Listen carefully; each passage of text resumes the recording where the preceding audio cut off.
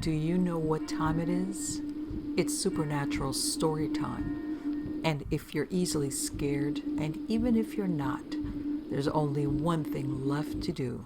Just turn off the lights, because these are stories that you listen to only in the dark. Stories from the Other Side of Midnight, Volume 2, Story 1. I was at a friend's house near Napa, California, when I was about 14. He lived out of the way down a few back roads. Having talked and brought up to hike around that area, he told me about a trail up a hill behind his house. This trail was about the width of a bulldozer blade and snaked up this hill. Once at the top of the hill, you could overlook vineyards as far as you could see. So it was evening, and I thought, why not hike up just to see what the view was like and run back really quick? I set out and told him I'd be back shortly. The trail ran through the back of his property and connected several other pieces of land.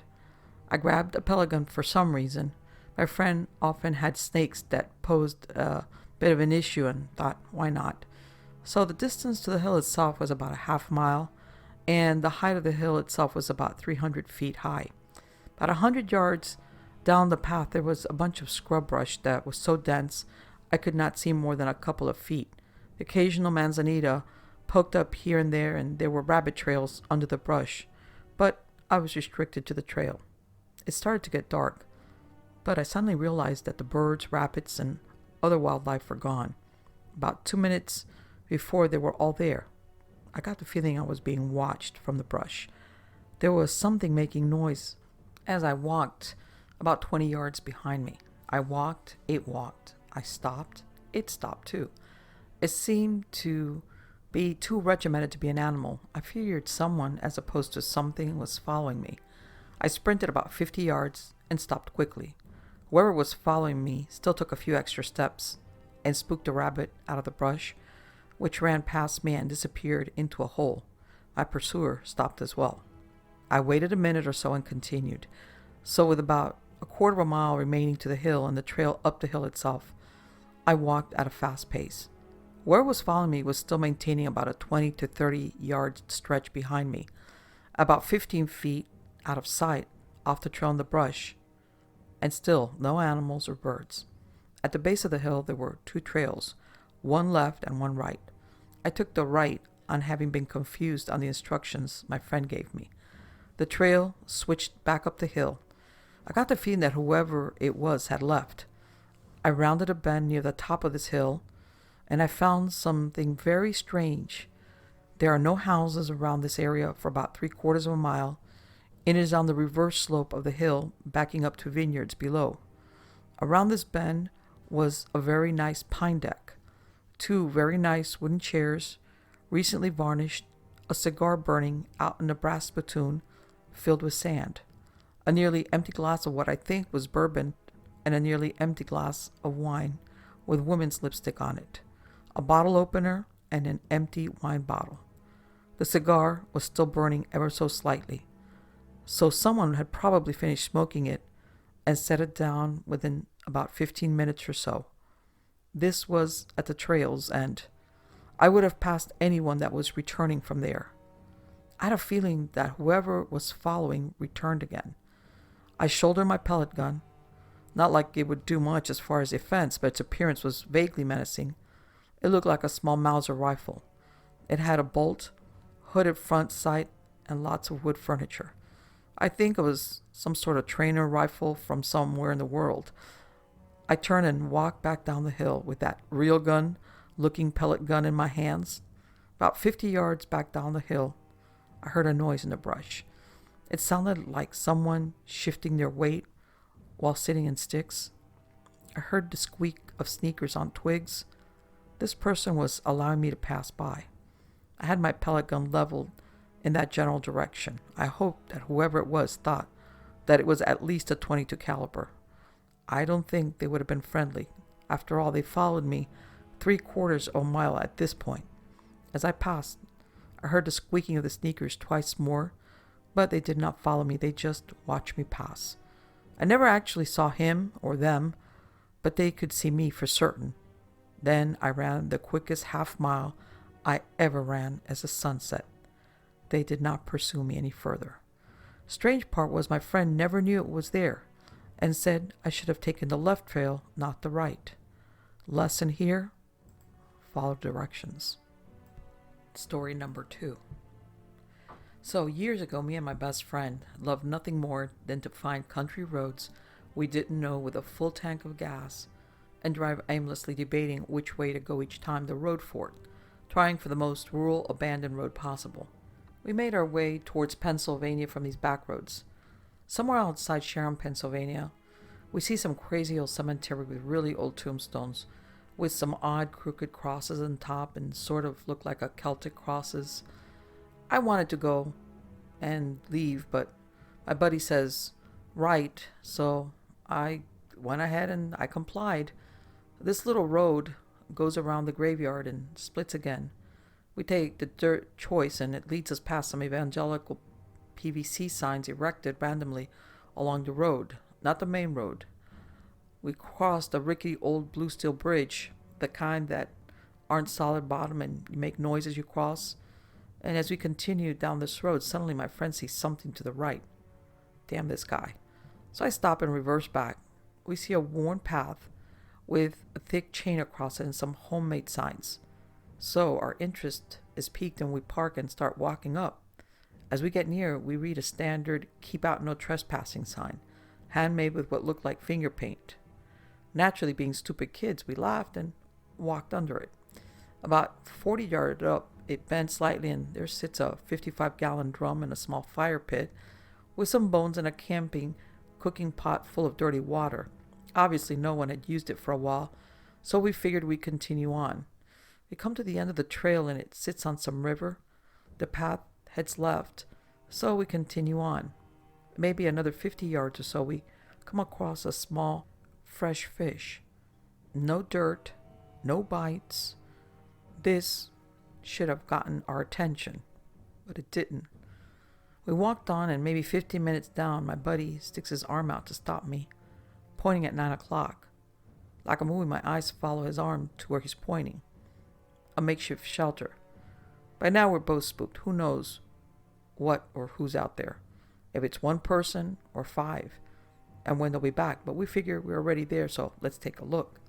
Someone had made a simple shelter with a car-top cargo carrier cut open to use as a roof. There was chains tied to a tree and all sorts of skinning knives and such. Suddenly we hear a noise, an animal, quickly followed by a muffled human voice. Then we hear quiet movement heading towards us from where we came. Scared shitless now, thoughts of deliverance dancing through our heads, we started walking in the opposite direction of the noises. Luckily, it was in the direction of the road, and as we walked, we continued hearing this person behind us. As they or he got closer, we sped up. Luckily, after shouting some tough guy BS, the noises stopped following us.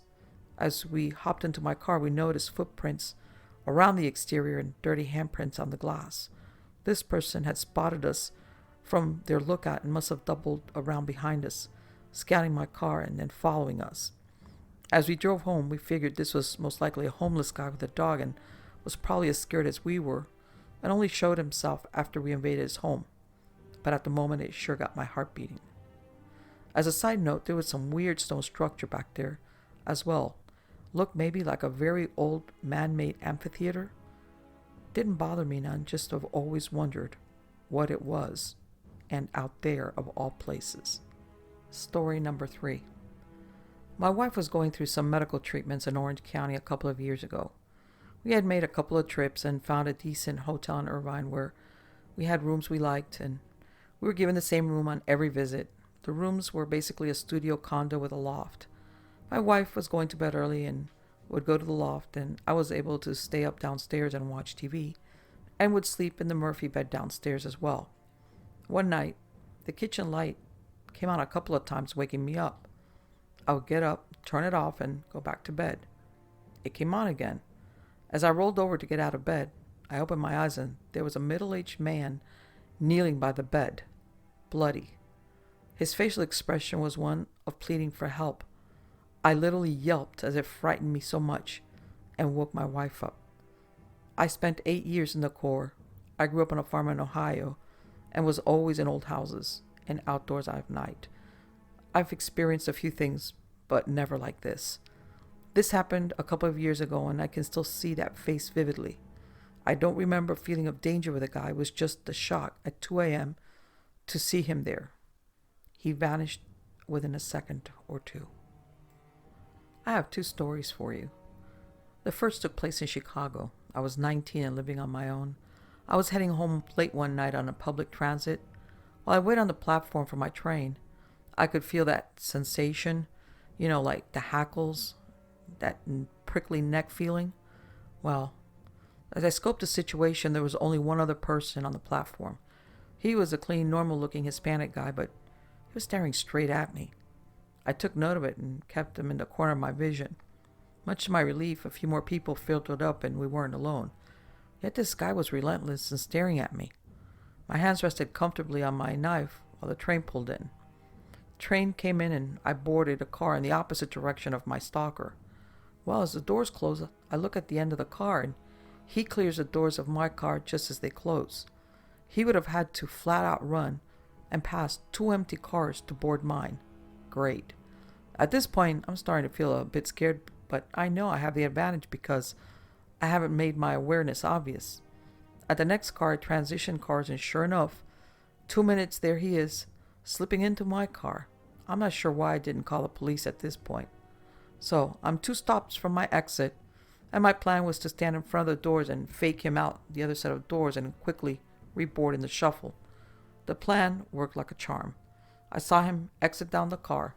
I quickly ducked back in and let out a sigh of relief. Until at the last minute, this guy reached in, stopped the door, and a nice citizen helped him pry the doors open to get back on. You could imagine my concern at this point.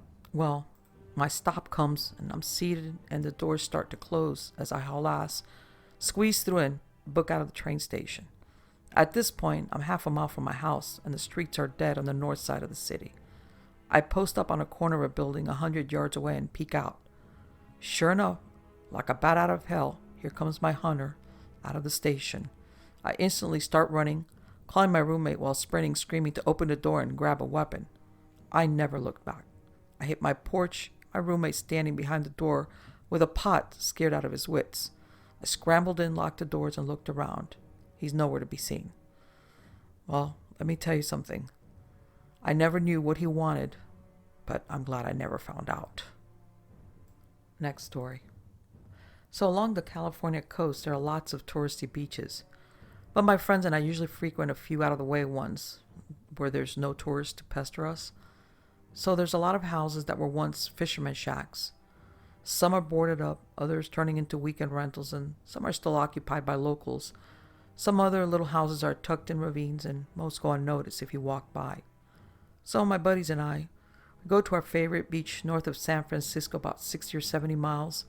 This beach is small, but more where the locals go. Next to this beach, up on a cliff, there are 3 houses with about 3 additional shacks. There's a large perimeter fence around all 3 houses and separate fencing within the perimeter fence. The houses never have lights on. No glow of a TV late at night. Wind chimes, dishes clanking in a sink, nothing. The 3 years that we've gone to this beach, there has never, not once, been a car in the driveway or the smell of a barbecue or people talking, not even a porch light on. Strange thing is, every year, the fence is always painted and the vegetation outside is always immaculate. We have been there at least every weekday and weekend over the course of 3 years. At some point, we should have at least seen someone in a car in the driveway. Granted, we're bored often and we go there at night sometimes. Nothing, absolutely nothing. A candle or lantern if there was no electricity, but it does not appear to be abandoned or unoccupied. So, one dusk, out of the beach, I got curious. There are 3 houses in the Citadel-like compound, and the property backs up to a 30-foot high cliff with no beach below. It's one of the portion of fence made of deer wire. So I went over to the deer wire and looked around. There was a pile of cut wood. Strange thing was the ground was covered by 3 inches of pine needles. The logs only had a scant few on the top. There was a shovel and an axe leaning up against the pile. They were not rusty. In the pine needles I saw footprints. It's windy at the coast sometimes, but these were made before the wind could blow the needles over them. On the interior of the wooden perimeter fence were concrete highway barriers. I thought that was strange. Not having a good angle to actually view the houses, I looked at the bottom of the fence and I noticed a hole where a rabbit or animal crawled through. It was about big enough for my head and shoulders, so I slipped half my body through the hole. Once I got a better view of the houses, I noticed something very strange. This little ravine with the houses all had immaculate vegetation, but almost like a Buddha Zen kind of way. There was not one out-of-place stone or weeds. It was like the person in this portion of the compound was a monk. The gravel around the porch was smooth, and a new wheelbarrow was leaning up against the shed. It can not describe exactly how beautiful the plants and trees were. Someone had put a lot of labor into making them living works of art. The house was freshly painted, and personally, I would love to live there. It seemed very tranquil.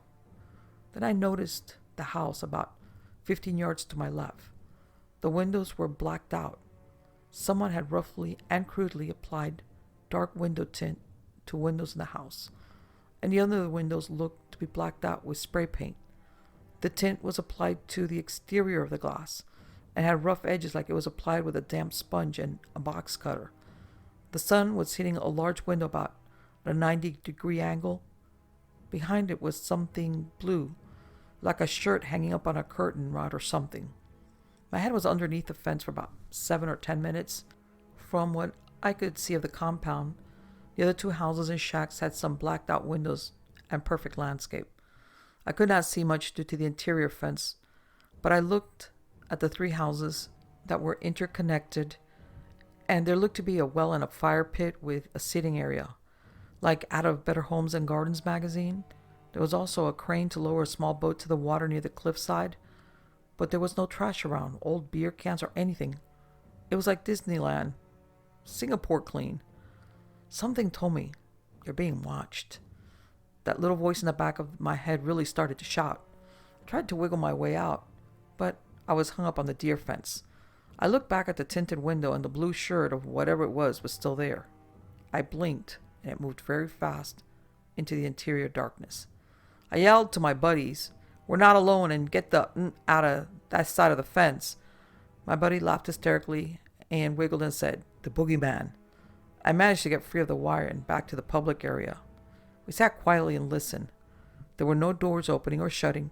No one was looking around from inside the compound. It was quiet for the better part of an hour. If I was the man behind the window, I would have come out and said, "Hey, you! What are you doing?"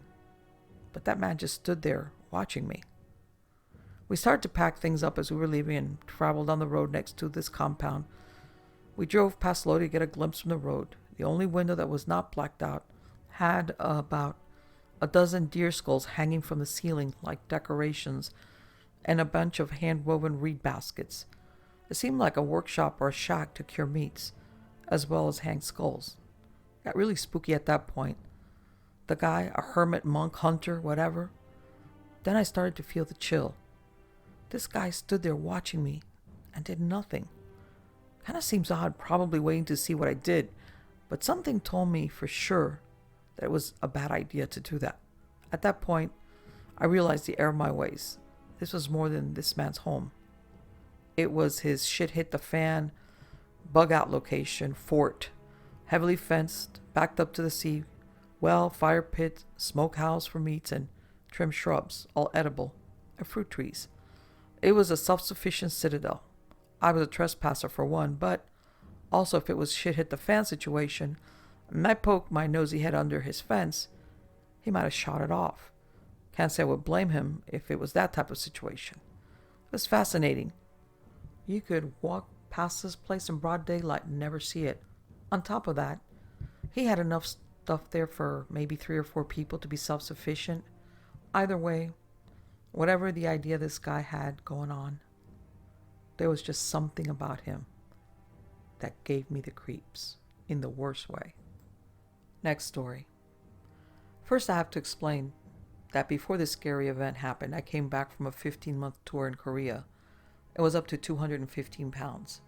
After getting a 2-week vacation in the States, I went to my new unit at Fort Sill, Oklahoma, and processed on a Friday. That meant I had 3 days to drop 10 pounds, which I knew I could do with a lot of work. That evening, while everyone was out partying, I put on my MP3 player and PT uniform. The base was old and had a lot of spots where I could jog in privacy.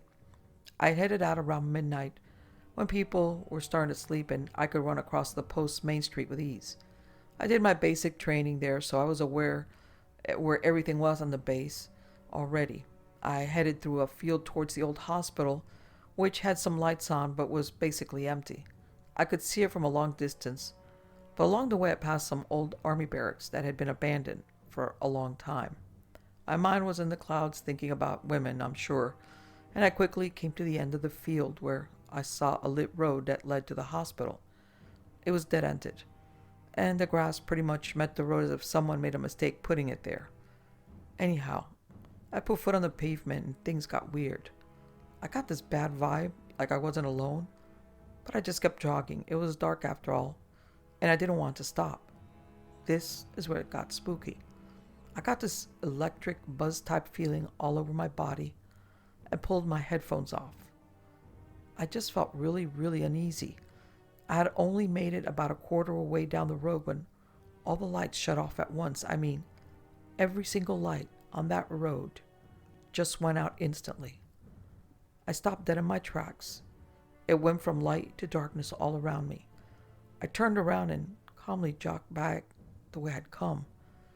I didn't want to scare myself more than I already felt. I kept wondering what had happened. Just as I got off the road and made it a few hundred feet through the field, I turned around and saw that the lights were back on. I never lost the 10 pounds on that weekend, but I did go back and visit the old hospital in the daytime. Last I saw, they were tearing down the old army buildings. It's a shame they did because I wanted to take my metal detector out there. I also think they filled the old hospital up and turned it into some type of army service. If anyone's been stationed at Fort Sill, I'm sure they would know the exact place I'm talking about. If you've done basic there, you'll remember the building that the private in basic training hung himself. The building was old and falling apart. The Army wanted to tear it down, but the Marine Artillery Unit wanted to use it for their basic training. I had a conversation with a Marine drill instructor that told me they'd had some very creepy occurrences. The drill instructors were told by higher-ups to just have the Marines note everything in the fire guard book. He told me if you read the backlogs, you'll read a lot of odd things that happened there at night. This also confirmed what quite a few other Marines I knew that were stationed there had told me. I'm not sure of the building, but I recalled it being next to the 119th building and at the end Conklin Field. Next story. A buddy and I were going to take his dog with us on one of our overnight camping trips.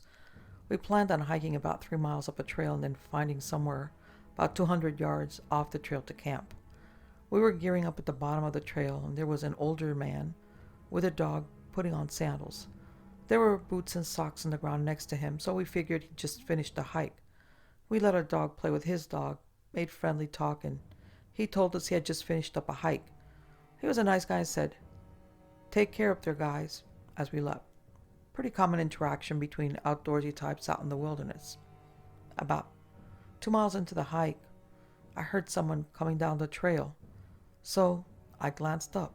It was a dog with no leash, which isn't too uncommon. A lot of people walk their dogs up there. It's completely ignored us as it ran past, which was weird.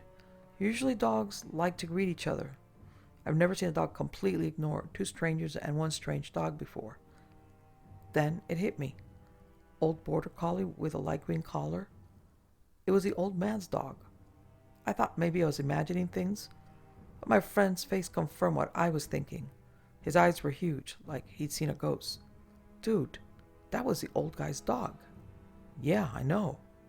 We just stood there a couple of minutes, totally clueless. How was a dog coming down the trail we were walking up? The trail was at a dead end at the top. No way the dog passed us without us knowing. We were pretty creeped out. My friend had a .22 revolver we'd used for plinking once we got all set up. He moved it from his bag to his waistband in a holster for the rest of the trip. We confirmed with each other that we never told the guy where we were camping, so no worries there, and we didn't want to turn back now. It was already about 6 p.m. We thought maybe his dog ran away and went through the brush to get above us on the trail, then cut back. That's how it got ahead of us. In the back of our heads, we were scared, though.